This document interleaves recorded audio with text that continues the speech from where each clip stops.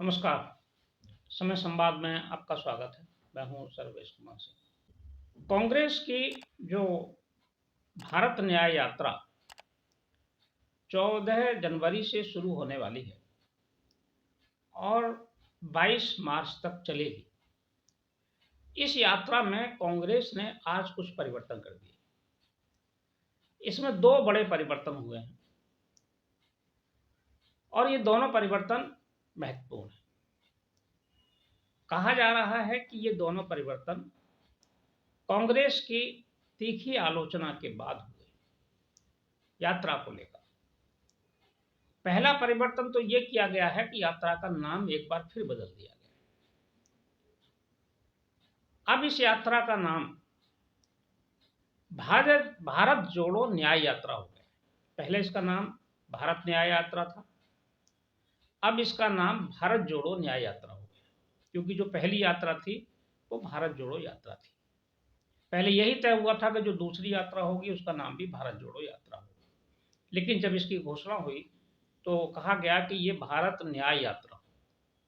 अब आज कांग्रेस की दिल्ली में जो बैठक हुई राष्ट्रीय नेताओं की, जिसमें राष्ट्रीय अध्यक्ष, सभी महासचिव, सभी प्रदेशों के अध्यक्ष, सभी प्रदेशों के प्रभारी और विधानसभाओं में उनके नेता, सभी लोग मौजूद थे। बड़ी बैठक थी। इस बैठक में ये निर्णय लिया गया कि अब यात्रा का नाम भारत जोड़ो न्याय यात्रा हो।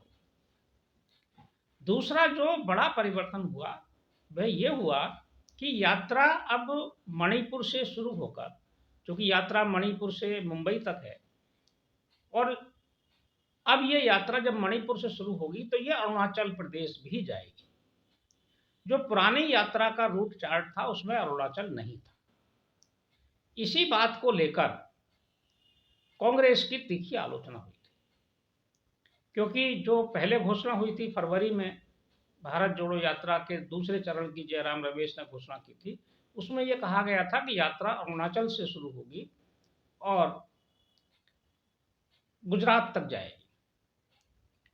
लेकिन अब जो यात्रा घोषित हुई उसका रूट बताया गया कि मणिपुर से शुरू होगी और मुंबई तक जाएगी और इसमें अरुणाचल प्रदेश नहीं होगा।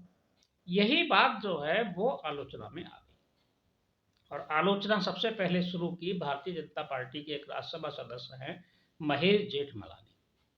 महेश जेठमलानी प्रसिद्ध अधिवक्ता हैं और देश के जाने माने वकील राम जेठमलानी के पुत्र हैं। आजकल वे भारतीय जनता पार्टी में। उन्होंने सवाल उठाया कि आखिर कांग्रेस अरुणाचल प्रदेश में अपनी यात्रा क्यों नहीं ले जाना चाहती। क्या कांग्रेस उस एजेंडे पर काम कर रही है जिसका कांग्रेस के नेताओं के साथ कम्युनिस्ट पार्टी के साथ, कम्युनिस्ट पार्टी ऑफ चाइना के साथ कोई एमओयू साइन हुआ था, और चूंकि चीन अरुणाचल प्रदेश को विवादित क्षेत्र मानता है इसलिए कांग्रेस अपनी यात्रा वहां नहीं ले जा रही। यह आलोचना बहुत तीखी हुई और मीडिया में भी आई। माना यह जा रहा है कि कांग्रेस ने इस आरोप से बचने के लिए अपनी यात्रा के रूट में परिवर्तन कर दिया और यात्रा अब अरुणाचल प्रदेश जाएगी। पहले यात्रा 14 राज्यों में जानी थी, अब 15 राज्यों में होकर गुजरेगी। लोकसभा के क्षेत्र भी पहले 85 बताए गए थे, 85 लोकसभा क्षेत्रों में होकर जाएगी। अब यात्रा 100 लोकसभा क्षेत्रों में होकर जाएगी और यात्रा का जो रूट है वो भी लगभग 6200 किलोमीटर के आसपास का होगा। यात्रा बसों से, पैदल, दोनों तरह से होगी और यात्रा का समय वही है, यात्रा के शुरू होने की तारीख वही है, समाप्त होने की तारीख भी वही है। खास बात यह है कि यात्रा के लिए कांग्रेस ने इंडिया ब्लॉक के सभी नेताओं को और सभी गठबंधन के सहयोगी दलों को न्योता भी दिया कि वे इस यात्रा में शामिल हों, यात्रा में सहभागिता करें। एक तरह से कांग्रेस भारत जोड़ो न्याय यात्रा को कांग्रेस का नहीं, गठबंधन की यात्रा बनाना चाहती है।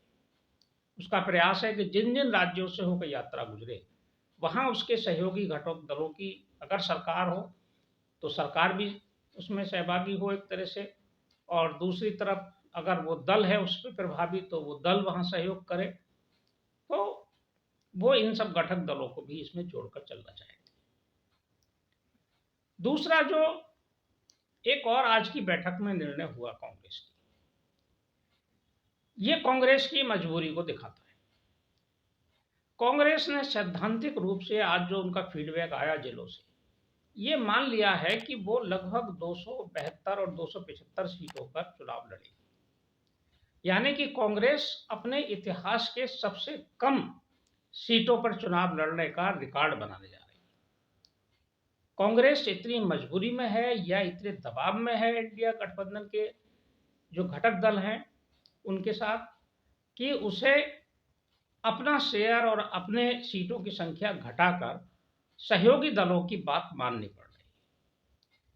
और ये कांग्रेस की मजबूरी ही कहा जाएगी कि गठबंधन को अगर बचाना, क्योंकि अब जो गठबंधन के दूसरे दल हैं वो एक तरह से एकाधिकार पर और मनमानी पर उतरे हुए, वो अपने हिसाब से सीटों का आकलन कर रहे हैं और सीटें घोषित कर रहे हैं, और बगैर कोई तालमेल के वो कांग्रेस के लिए सीटें छोड़ रहे हैं कि हम इतनी सीटें छोड़ेंगे।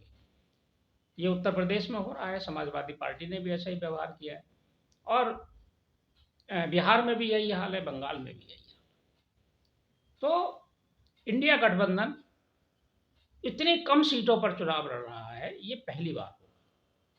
इंडिया गठबंधन लोकसभा चुनाव के बाद क्या स्थिति बनेगी, चुनाव के बाद इन क्षेत्रीय दलों का और कितना अधिक दबाव बढ़ेगा, ये भी देखने वाली बात होगी, क्योंकि कांग्रेस ने सीटों के बंटवारे में ही दबाव स्वीकार कर लिया है, लेकिन गठबंधन बचाने के लिए ये कांग्रेस की मजबूरी थी। और शीघ्र ही अनुमान लगाया जा रहा है कि सीटों का बंटवारा हो जाएगा, लेकिन वो कांग्रेस को उत्तर भारत में बहुत कम सीटें मिलेंगी। कांग्रेस को दक्षिण पर ही भरोसा करना पड़ेगा। दक्षिण कांग्रेस की ताकत भी रही है। 2004 और 2009 के चुनाव में कांग्रेस को जो सहारा मिला था वो दक्षिण से ही मिला था। उत्तर भारत में कांग्रेस की स्थिति तब भी बहुत अच्छी नहीं थी जब उन्होंने यूपीए के साथ मिलकर सरकार बनाई थी, या यूपीए में की सरकार बनाई थी। देखते हैं आगे कांग्रेस की न्याय यात्रा का कैसा रेस्पॉन्स मिलता है। बहुत जल्दी शुरू होने वाली है, और यात्रा भगवान राम के मंदिर में प्राण प्रतिष्ठा कार्यक्रम से पहले ही शुरू हो जाएगी। ऐसे माहौल में कैसा मीडिया का रेस्पॉन्स मिलेगा, कैसा जनता का मिलेगा, ये देखने वाली बात। समय संवाद में आज बस इतना ही। कल फिर मिलेंगे किसी एक खास विषय के साथ। तब तक के लिए मैं सर्वेश कुमार सिंह आपसे विदा लेता हूँ। नमस्कार।